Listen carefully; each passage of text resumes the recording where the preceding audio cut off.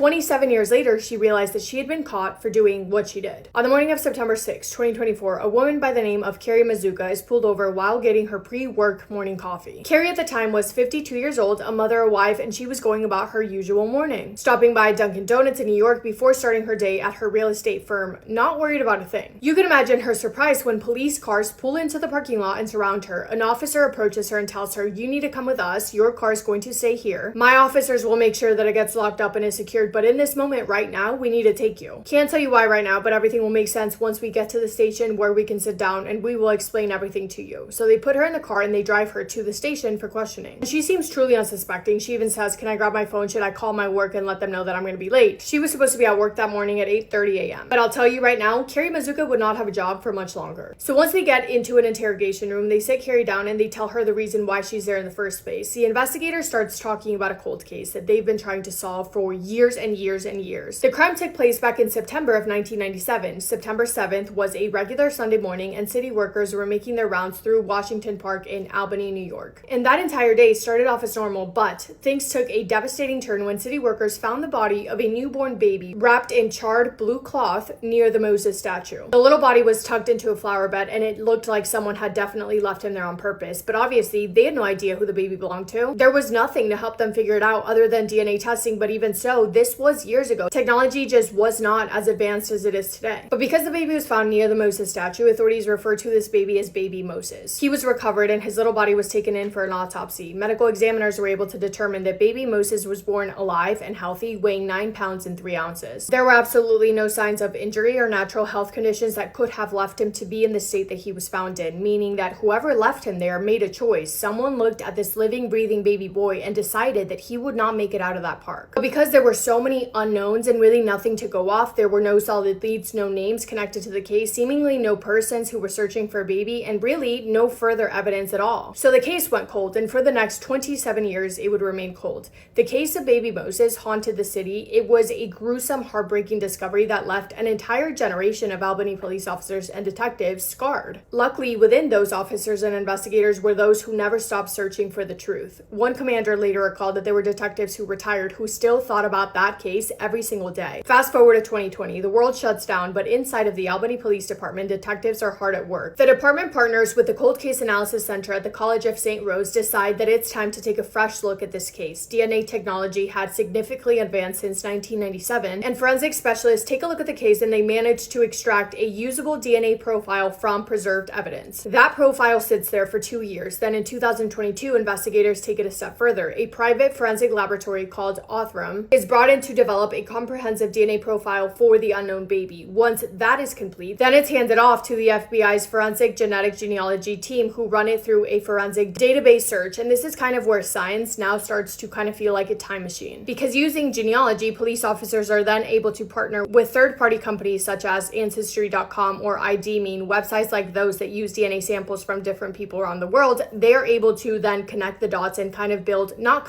definitely build a family tree, right? Because if someone does not commit a crime, if they've never been arrested and their fingerprints have never been taken, their DNA profile really has no reason to be in the database that authorities use. But if someone is willingly choosing to submit their DNA to learn about their ancestors or whatever, then using those, a family tree can then come together. And this has helped authorities massively in connecting the specific dots that they need to connect in order to then solve cold cases. So they do this for Baby Moses, and the search leads investigators to identifying a relative. And after further investigative work, police determined that a woman in the Mazuka family is that baby's biological mother. That baby was left like that, abandoned with no chance at life at all those years ago in 1997. And someone in the Mazuka family was the biological mother. The science was there. There's no denying it. I don't think they knew for sure yet, but that is why they wanted to get DNA swabs, not only from Carrie, but also from her sister, to confirm who the mother was. So now it is September 6, 2024. Carrie Mazuka is sitting there in that interrogation room listening to that investigator explain this to her, that a baby was Nobody knew who was responsible, but the science is telling us that he is connected to your family. So do you know why that would be? And Carrie, oh my goodness, you would think this was like the shock of the century for her. She audibly gasps when they tell her about the connection, and then she starts going through her family tree, naming her ex-husband, her 2 adult children, and her other female family relatives. She confirms more than once that she only has 2 kids. They ask her how many times she's been pregnant. She says 2. They ask her if there were any other pregnancies, perhaps secret pregnancies, either by her or other family members, asking if there was ever a pregnancy in the family that ended up with no baby for whatever reason. And she says, no, I only have 2 kids and they're grown up now, and no pregnancy has ever ended in a mysterious way. Nothing weird at all. They show Carrie pictures of the location in which the baby was found in Washington Park, and they also show her pictures of the baby and what he was found like, charred all around him. Someone had set a fire in an attempt to get rid of it, and Carrie goes, oh my, I have goosebumps. I'm sorry, that's so gross. I'm gonna throw up. She's gasping so loudly, covering her mouth, saying, oh my god, I can't believe it. And the officer goes, yeah, it's horrible. Meanwhile, at a different location, a group of officers have also located Carrie's sister, and they're explaining the same thing to her, informing her that baby Moses has been connected to their family tree. Both Carrie and her sister agree to cooperate with authorities, and they give DNA samples for them to test. Meanwhile, Carrie is still talking about how crazy it is that someone would leave a baby like that, knowing that there are safe haven places where a person can leave a baby, no questions asked, and without any consequences. Then she goes into asking specific questions about the DNA and how likely it is for them to be able to narrow down exactly who the biological mother is. She is super curious, but she is cooperating. The officer is in the middle of saying how bad things would look for someone if they lied, when all of a sudden Carrie burst out, I did it. And the officer nods and goes, you did it.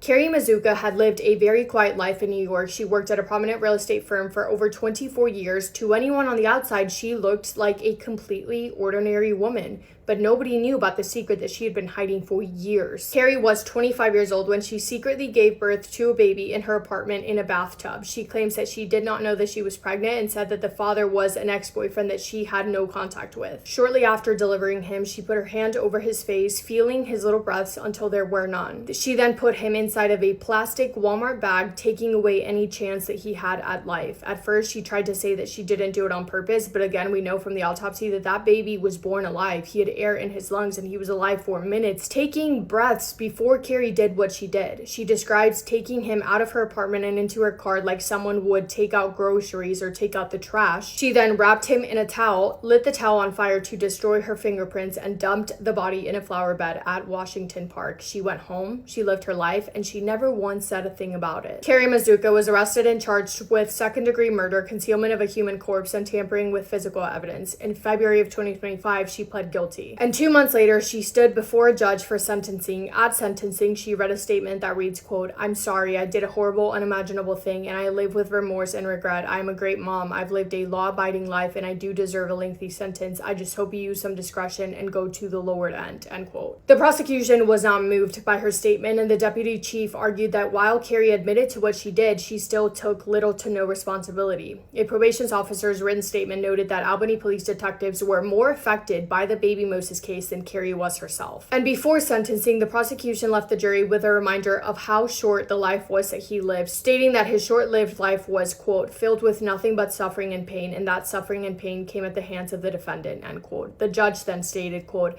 I will call him Baby Moses and not Baby Spielman because the detectives and officers who found him and gave him that name showed more love and consideration for your child than you ever did, end quote. Carrie Mazuka was sentenced to 25 years in state prison, finally facing justice after almost 3 decades of living in a lie. It's cases like these that keep me up at night because a family would have loved that baby. If Carrie didn't want it, someone would have wanted that baby, and he would have been the biggest miracle to a family, and he would probably live a life full of love. He didn't have a chance. That is all for me today. Let me know your thoughts on this case, and thank you guys so much for spending time with me and for listening to Baby Moses' story. I hope you guys are having the best day. If not, go do something to make it the best day, make somebody happy, and I will see you in my next video. Massive kiss on the forehead to every single one of you.